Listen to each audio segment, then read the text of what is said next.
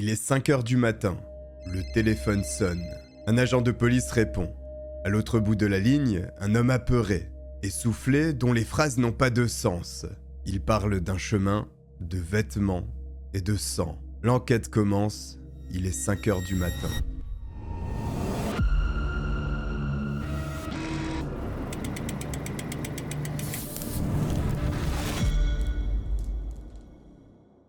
En Suède, il y a évidemment le centre névralgique du pays avec la capitale Stockholm, mais pas seulement. Quelques décennies en arrière, la ville de Falun, également, avait son importance, notamment s'agissant de l'extraction du cuivre, un métal particulièrement recherché. Cette petite commune d'environ 40 000 habitants aujourd'hui, qui borde le lac Rhône, attire les touristes de toute l'Europe et du monde entier d'ailleurs pour l'architecture très appréciée des bâtisses du coin et surtout leur couleur rouge typique du charme scandinave. Pourtant, ce qui nous conduit dans cette zone de la Suède ne concerne ni le tourisme ni l'architecture, mais la venue au monde d'un petit garçon en 1990 nommé Johan Falkvist. Il est le cadet d'une fratrie de 4 dans une famille où le père est particulièrement craint. Son tempérament lunatique peut le faire basculer dans de fortes colères, conduisant à des sanctions physiques exercées sur ses enfants. La relation avec la mère est similaire. Elle réfléchit à plusieurs fois avant de prononcer la moindre parole, tant les mots peuvent jouer sur l'humeur de son époux.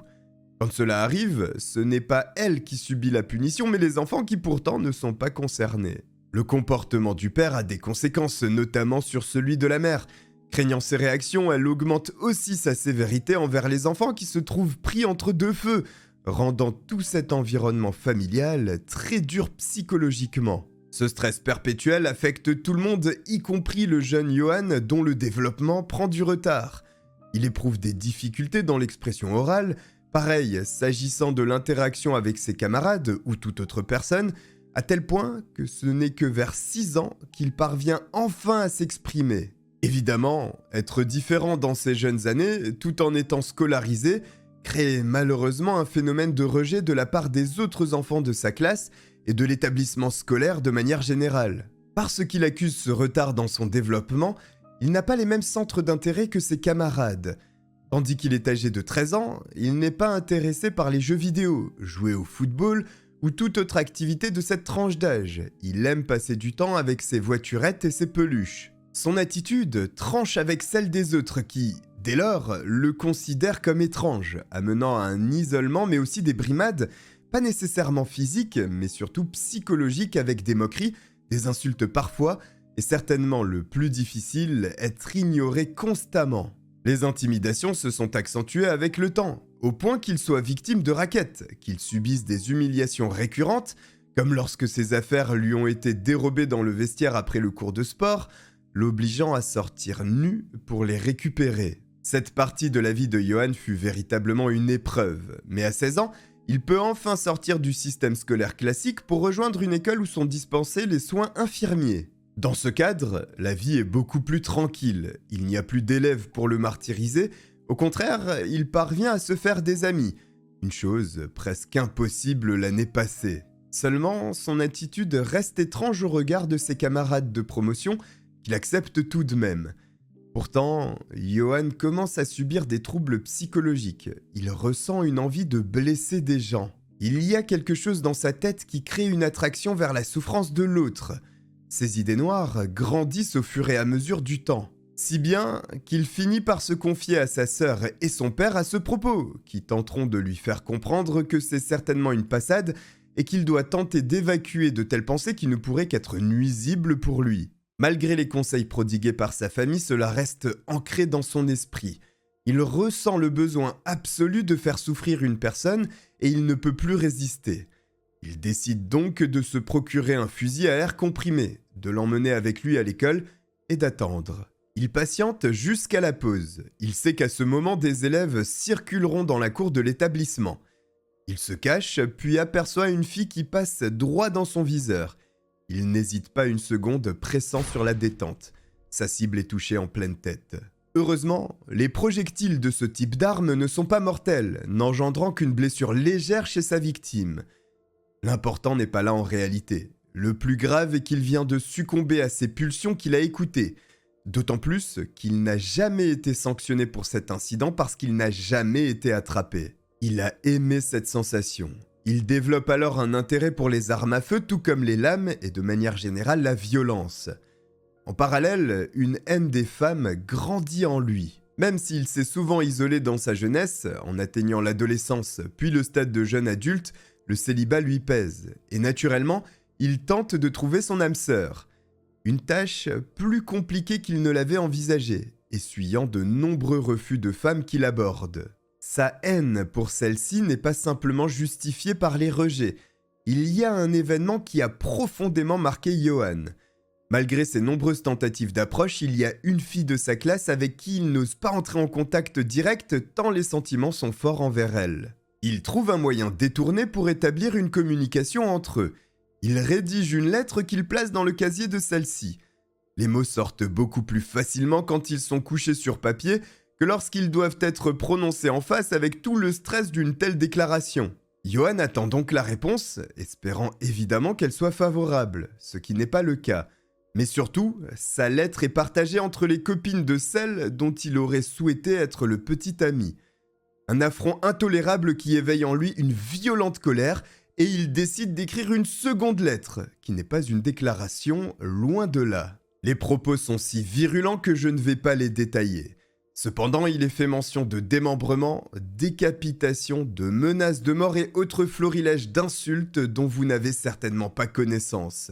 Comme pour la lettre d'amour, la lettre de haine est déposée dans le casier de la fille qui la trouve, la lit et fond en larmes face à des propos si abjects qu'elle n'a d'autre choix que de présenter le papier à un enseignant qui contacte la police. Évidemment, Johan est renvoyé de l'établissement sur le champ suite à ce comportement, mais peut poursuivre son enseignement depuis chez lui. En revanche, il est bel et bien condamné pour les propos horribles qu'il a tenus envers la fille de sa classe. Il est mis à l'épreuve devant réaliser 75 heures de travaux d'intérêt général. À partir de ce moment, Johan se retrouve isolé à nouveau et revient dans une situation déjà connue.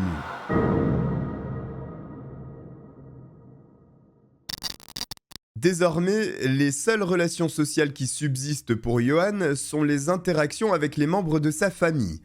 Pourtant, même celles-ci, au cours du temps, vont se réduire comme peau de chagrin avec les départs successifs de la maison de ses frères et sœurs qui poursuivent leur vie. Au bout d'un moment, Johan est le dernier enfant encore dépendant financièrement de ses parents, ce que son père ne cesse de lui rappeler. Peut-être pour le motiver, mais rien n'y fait, presque une dizaine d'années s'écoulent, le jeune Johan se rapproche de la trentaine à grands pas. Son frère constate au fil des années une dégradation certaine de l'état mental de Johan, si bien qu'il se lance le défi de le convaincre de franchir le pas afin de se confier à un spécialiste. Défi relevé haut la main puisque Johan accepte. Il se rend donc chez un psychiatre à qui il confesse son mal-être. Car oui, c'est bien de cela qu'il s'agit. Il se sent mal dans sa peau, notamment du fait de l'isolement qu'il subit et d'une situation qui lui est constamment renvoyée en pleine figure. Il détaille aussi comment le moindre événement, aussi anodin soit-il, entraîne ces fameuses idées noires qu'il relie à sa scolarisation avec les brimades ainsi que les humiliations qu'il a subies. Johan raconte au psychiatre un épisode illustrant parfaitement ses propos. Un jour, alors qu'il se promène avec sa sœur, le jeune homme d'un coup est agacé par la façon dont elle respire. Il considère que la manière dont elle le fait est snob, ce qu'il n'apprécie pas du tout, à un degré tel qu'il en perd toute lucidité plongeant dans une rage incontrôlable à l'égard de sa sœur. Il est virulent envers elle, lui hurlant dessus. Au moment où ils rejoignent la voiture, il saisit une pierre, menaçant de détruire le pare-brise si elle ne déverrouillait pas le véhicule rapidement dans lequel se trouvait son sac. Sa sœur lui dit donc de se calmer. Difficilement, il revient à lui et la situation redevient normale. Simplement, il s'en prend fréquemment à elle. Cela devient compliqué dans la mesure où elle se rend régulièrement chez les parents pour les voir et entretenir le lien familial. Pour éviter que la situation ne tourne au drame, il est décidé que Johan quitte le logement. Ce dernier n'est pas contre cette idée, mais s'il ne l'a pas fait jusqu'à présent, c'est tout simplement par manque de ressources, puisqu'il n'a pas d'emploi stable et qu'il est au chômage depuis plusieurs mois. La famille est convaincue que la meilleure solution est qu'il s'éloigne, alors il se démène pour trouver un appartement dans une autre ville, Celle de Fagersta a environ 1 h 15 de route de celle de Falun, où se situe la maison familiale. Bien sûr, ils doivent apporter un soutien financier pour que cela se réalise, Johan étant incapable de payer ses propres factures et subvenir à ses besoins de façon autonome. Au départ, l'adaptation n'est pas chose facile, puisque le jeune homme n'a jamais vécu seul en réalité, mais rapidement, il apprécie ne plus avoir à rendre de compte à qui que ce soit, ainsi qu'être libre sans devoir subir les critiques continuelles de son père. L'euphorie retombe lorsque le mal qui le poursuit depuis des années réapparaît. Cette solitude profonde qui le ronge. Johan prend donc les devants pour ne pas sombrer une nouvelle fois dans une forme de dépression qui ne ferait qu'aggraver son état mental. Il se balade régulièrement dans la ville, puis un jour, il passe devant un terrain de football où des jeunes sont en train de jouer. Il se rapproche d'eux, discute et finalement accroche bien au point de revenir régulièrement au stade pour occuper ses journées. Avec le temps et sa présence constante, il finit enfin par se faire des amis. Seulement, Johan a 28 ans, mais les jeunes qu'il côtoie ont entre 14 et 15 ans, un écart d'âge significatif sur lequel il ne s'attarde pas, trop heureux d'avoir des interactions sociales. Au fil des jours, il est considéré comme un membre à part du petit groupe, et Johan propose aux jeunes de venir chez lui passer le temps s'ils le souhaitent. Ils sont ravis de la proposition parce que grâce à lui, ils accèdent à des choses interdites aux mineurs habituellement, notamment l'alcool et des cigarettes. C'est une forme de marché gagnant-gagnant. Les jeunes profitent d'un lieu pour s'amuser, Johan n'est plus seul et tout le monde en profite. Évidemment, le comportement de Johan, qui de prime abord peut paraître tout à fait normal, se met à dévier au fur et à mesure qu'il prend confiance avec ses nouveaux amis. Ceux-ci le remarquent d'ailleurs, ils le trouvent étrange dans un premier temps, puis certains sont effrayés par une attitude qui justifie une angoisse. Johan a toujours eu une attirance pour les armes à feu et les couteaux. Puisqu'il vit seul à présent, il peut tranquillement en stocker chez lui. Fier de sa collection, il n'hésite à aucun moment pour la présenter aux garçons qui passent chez lui. Il les autorise à manipuler ses armes, ce qui les passionne dans un premier temps. Il faut dire que la collection est extrêmement large, ce qui attise la curiosité. Johan ne se contente pas de leur montrer sa panoplie. Il questionne ses invités sur le choix de l'arme qu'il ferait s'il décidait de tuer, et dans le cas où il choisirait un couteau, comment s'y prendrait-il? Attaquerait-il à la poitrine? Au cou? À l'estomac? Un discours singulier montrant l'intérêt que porte leur nouvel ami à la mise à mort d'un être humain, faisant remonter une certaine anxiété chez certains. S'il pose ce genre de questions en possédant autant d'armes, n'est-il pas déjà passé à l'acte? Si ce n'est pas le cas, cherche-t-il à le faire? Bien sûr, tout ceci ne reste pas un secret bien longtemps. Les garçons avec qui il traîne ne tiennent pas leur langue, conduisant les parents de ces derniers à prendre connaissance de ce qui se déroule chez Johan. Tout est dévoilé, l'alcool, les cigarettes, ainsi que le maniement des armes accompagné d'un discours irrationnel, ce qui a naturellement généré de la peur chez les parents qui ne sont pas passés par 4 chemins et ont contacté directement la police pour que les autorités se penchent sur cette affaire. Il y a bien eu des questions de la part des agents de police, mais concrètement il n'y a pas eu d'infraction. Visiblement les armes qu'ils possèdent ne sont pas illégales, à l'instar du discours tenu lorsque les adolescents se trouvaient chez lui. Certes, c'est inquiétant, mais juridiquement, aucune qualification ne peut être retenue contre lui, alors la police est simplement passée à autre chose. Évidemment, beaucoup de ses jeunes amis ont immédiatement été interdits de se rendre chez Johan, qui se met donc à chercher d'autres personnes afin de passer du temps avec lui. Entre-temps, il s'inscrit à un club de judo pour apprendre la discipline. C'est là-bas qu'il rencontre Alan, dont il ne s'agit pas de la véritable identité, un garçon de 14 ans là encore. L'entente est instantanée, une amitié fulgurante née de cette rencontre. Il faut dire que les deux ont un certain nombre de points en commun. L'enfance ainsi que l'adolescence d'Alan ne sont pas des plus sereines. Sa famille se déchire, affectant les relations entre les membres et le garçon a connu un milieu très dur. Ce qui rejoint en quelque sorte le déroulé de la vie de Johan lorsqu'il était plus jeune. Il comprend donc parfaitement l'état d'esprit dans lequel se trouve son nouvel ami. La relation devient fusionnelle. Ils passent énormément de temps ensemble à découvrir toutes les similitudes de leur personnalité et de leur passé. Au début, rien à signaler. Hormis l'écart d'âge, c'est une amitié classique. Ils bavardent sur tout et rien, mais au fur et à mesure que la confiance s'installe, les confidences deviennent de plus en plus intimes, à tel point que chacun d'eux finit par exposer à l'autre ses fantasmes ainsi que ses pensées les plus sombres et les plus enfouies. C'est alors qu'Alan, âgé de 14 ans à peine, révèle à Johan qu'il fantasme à l'idée d'abuser sexuellement d'une personne, peu importe le sexe de celle-ci. Une confidence qui n'est pas tombée dans l'oreille d'un sourd parce que Johan entend les dires de son jeune ami. Il acquiesce, ne paraissant pas choqué par de tels propos, et pour cause, c'est à son tour de dévoiler un fantasme secret qu'il garde en lui depuis trop longtemps. Il annonce à Alan qu'il est animé par la volonté de commettre un meurtre, mais surtout, il faut que sa victime soit une femme. Après un moment si intense, le bilan est effrayant parce qu'à l'évidence, leurs envies malsaines respectives se complètent. Elles sont compatibles entre elles, et ils l'ont bien compris. L'idée ne met pas longtemps à germer. Johan et Alan pourraient assouvir leurs sordides besoins en s'entraidant.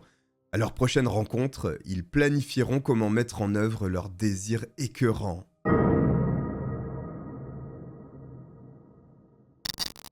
Bien que les fantasmes se rejoignent, il faut régler les détails pratiques avant de passer à l'action. Alan annonce qu'il souhaite capturer un homme, mais Johan objecte à cette idée pour deux raisons. La première, qu'il présente à Alan, est qu'il y a plus de chances selon lui qu'un homme se débatte avec une puissance supérieure à celle d'une femme, ce qui, même à deux, pourrait leur poser des difficultés. Il estime aussi, pour une raison inconnue et qui lui appartient, que les femmes sont plus naïves. Il serait capable de leur faire croire des choses plus facilement, alors qu'un homme pourrait être méfiant et sur ses gardes. La seconde raison, qu'il ne dévoile pas à son complice, la première ayant amplement suffi à le convaincre, est que Johan souhaite ôter la vie d'une femme pour que sa pulsion soit complètement satisfaite. Il nourrit une haine à l'égard de la gente féminine depuis plusieurs années. L'humiliation de l'épisode de la lettre est toujours fortement ancrée dans son esprit. Pour lui, les femmes sont des êtres hautains, condescendants et snobs qui méritent le châtiment le plus extrême, la mort. Il s'érige donc en bourreau pour une cause née dans un esprit malade et perturbé par de nombreux troubles mentaux. Le jeudi 26 juillet 2018 au soir, Alan et Johan sont tranquillement installés dans l'appartement de ce dernier. Alan descend quelques verres d'alcool, Johan, quant à lui, se contente de regarder le film qu'ils ont lancé. Il ne boit jamais en réalité, ceci est réservé à ses invités. Après le film, ils discutent. Comme souvent, le thème qui revient sur la table depuis quelques jours concerne leur passage à l'acte. Nous sommes peu avant minuit, mais les deux complices viennent de prendre une lourde décision. Ils doivent frapper vite et cela doit se faire ce soir. À environ 23h40, ils sortent de l'appartement de Johan pour errer dans les rues de Fagersta en quête de leur future victime.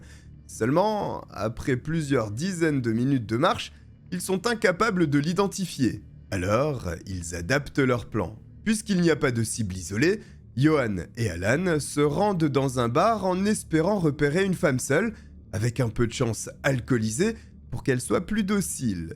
Ils patientent tranquillement, mais dans cet établissement, il n'y a que des hommes, et aucune femme ne semble avoir l'intention de se rendre dans ce rad, alors ils changent pour un second bar. Ils nourrissent de plus grands espoirs, mais la chanson se répète. Que des hommes, aucune femme seule à l'horizon, ce qui commence à agacer le tandem. La situation devient presque comique, puisqu'Alan, alors qu'il avait commencé à boire chez Johan, a continué dans les bars. On passera sur la vente d'alcool à un mineur, le voici dans un état catastrophique. Il tangue, ses paroles n'ont ni queue ni tête, et bien sûr, son corps ne le supporte pas, engendrant de fortes nausées. Il est tellement mal en point qu'il ne peut plus tenir debout et s'allonge à côté d'un buisson au bord d'une route. Johan est dépité. Il faut dire qu'ils font de piètres criminels et cela ne le fait pas rire du tout. Il s'énerve contre Alan en lui disant qu'il doit se ressaisir. Ils ont une mission importante à accomplir. Johan ne s'est jamais pris une cuite céleste pour penser que son geste ferait revenir à lui Alan, qui est déjà loin dans le monde pré-gueule de bois. Tandis qu'il s'en prend à l'adolescent, plus loin sur le chemin, Johan aperçoit quelque chose qui attire son attention, ou plutôt quelqu'un. C'est une jeune femme. Il s'agit de Nella Hollander, âgée de 28 ans, qui vient tout juste de donner naissance à un enfant. Depuis sa grossesse, elle n'avait pas eu l'occasion de beaucoup sortir. Et ce soir-là, l'opportunité s'est présentée. Elle a passé la soirée dans un bar et a descendu quelques verres. Mais la voici. malgré elle, sur le chemin des deux complices. Pour Johan, c'est l'occasion qu'ils attendent depuis le début de la soirée. Une femme seule, ivre et dont ils n'auront aucun mal à s'occuper. Johan se désintéresse d'Alan, qui gît au sol proche du buisson. Il se dirige vers Nella en lui demandant si elle pouvait lui apporter son aide pour conduire son ami à l'hôpital parce qu'il est mal en point. Même si elle a bu, Nella reste sur ses gardes, opposant un refus à Johan qui constate que finalement, les femmes ne sont pas nécessairement plus naïves que les hommes. Il n'a d'autre choix que de la laisser partir pour rejoindre Alan. Il se précipite chez son acolyte qui a totalement sombré en quelques instants puisque le voici en plein sommeil. Johan n'en revient pas. Il fait de son mieux pour le réveiller le plus rapidement possible. Quand Alan revient à lui, Johan lui annonce qu'il doit reprendre ses esprits. Leur cible vient juste de passer devant eux. C'est maintenant ou jamais. Il est d'autant plus motivé qu'il a mal vécu le refus de Nella de l'aider, ce qui est un comble lorsqu'on sait ce qu'il a prévu. Mais il considère que c'est une nouvelle attitude hautaine de la part d'une femme qui mérite une correction. Comme les problèmes n'arrivent jamais seuls, un nouveau se dresse face à Johan, c'est Alan. Contre toute attente, il semble que l'alcool lui ait fait prendre conscience que le plan qu'il s'apprêtait à mettre en œuvre était certainement l'erreur d'une vie. Il change d'avis. Il refuse de faire du mal à cette femme pour plusieurs raisons. D'abord, il a réfléchi. Il n'est pas sûr de vouloir faire subir une telle atrocité à quelqu'un d'innocent. Ensuite, il n'a aucune envie de se retrouver derrière les barreaux, au mieux d'une prison pour mineurs, au pire avec des adultes. Une prise de conscience qui est terrible à entendre pour Johan à ce moment avec Nella qui s'éloigne de plus en plus à chaque seconde. Il sort de ses gonds face à Alan, qu'il menace dans un premier temps, avant de lui expliquer qu'il soit présent ou non. Désormais c'est trop tard, il est considéré comme complice, alors autant qu'il participe, autrement il sera condamné pour rien. Ces paroles finissent de convaincre l'adolescent qui accepte donc de poursuivre le plan initial tout en refusant catégoriquement de prendre part au meurtre. Johan lui dit qu'il n'aura rien à faire sur ce point, de toute façon il n'avait pas l'intention de partager son fantasme avec lui. Ils partent sur les traces de Nella qui désormais est en avance sur eux. Un autre aspect qui montre le peu de jugeote du duo est qu'ils se sont complètement vêtus de noir, portant également des cagoules, alors que cette soirée de juillet est chaude. Ils ne passent pas inaperçus et le comprennent. Ils ne peuvent donc pas frapper tant qu'il y aura des gens autour, dans la mesure où ils attirent bien trop l'attention sur eux, alors que leur tenue aurait dû provoquer l'effet inverse. Ils sont chanceux. Personne ne les dérange dans leur entreprise et ils continuent de suivre Nella qui ne les a pas remarqués. Le chemin qu'emprunte la jeune femme conduit tout droit vers un passage piéton souterrain, un petit tunnel. Johan le sait. Il indique à Alan de continuer à suivre leur cible pendant qu'il prend de l'avance pour arriver à la sortie du souterrain avant Nella. La jeune femme, qui n'a rien remarqué, entame la traversée de ce petit tunnel sombre lorsqu'elle arrive au bout. D'un coup, un homme se dresse devant elle en pointant une arme en sa direction. Nella ne le prend pas au sérieux dans un premier temps. Elle reconsidère sa position quand de façon agressive, il lui dit de ne pas bouger ni de crier, autrement elle sera tuée. Johan, qui tient l'arme, lui bloque le passage attendant patiemment qu'Alan arrive par l'entrée du tunnel pour bloquer tous les moyens de s'échapper. Quand l'adolescent arrive, ils annoncent à Nella qu'ils vont passer un bon moment. Un mauvais signe pour la victime. Le moment fatidique approche, mais une discussion s'engage entre les deux. Doivent-ils s'en prendre à la jeune femme à l'intérieur du tunnel? Ce n'est peut-être pas l'idée la plus lumineuse. Les cris et les heurts risquent de résonner, donnant l'alerte aux passants du coin. Finalement, leur sordide plan sera mis à exécution en dehors du souterrain. Le duo menace donc la jeune femme pour qu'elle se dirige en silence vers un chemin un peu plus éloigné et discret. Nella est terrifiée. Elle s'attend à ce qu'il va se passer, mais n'a aucun moyen de s'échapper face à la menace de l'arme.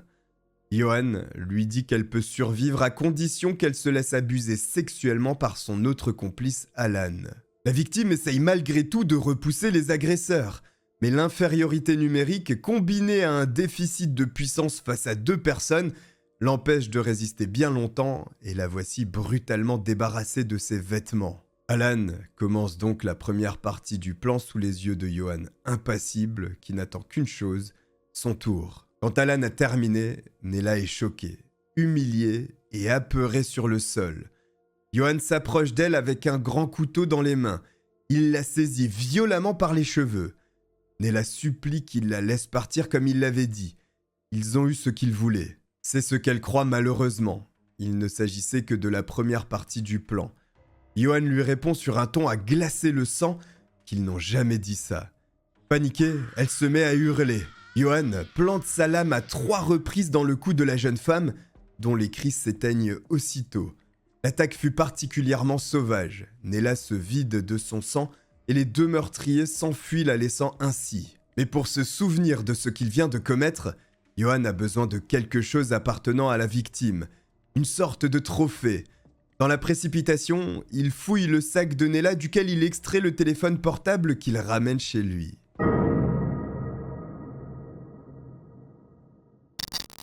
De retour à l'appartement, il regarde le téléphone de Nella pour voir s'ils peuvent en obtenir quelque chose.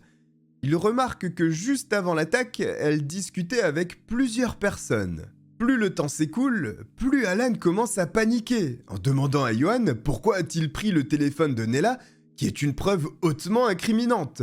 Il transmet son anxiété à Johan, qui lui aussi se met à paniquer.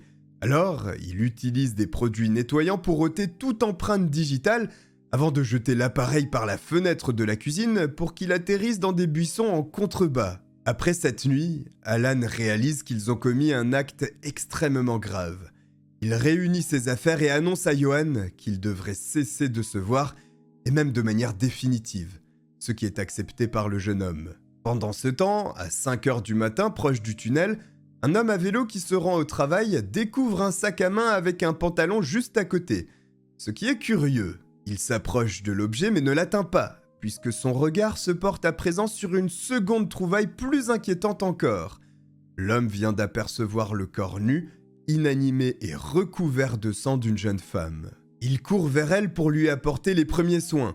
En même temps qu'il le fait, il dégaine son téléphone portable afin de contacter les secours.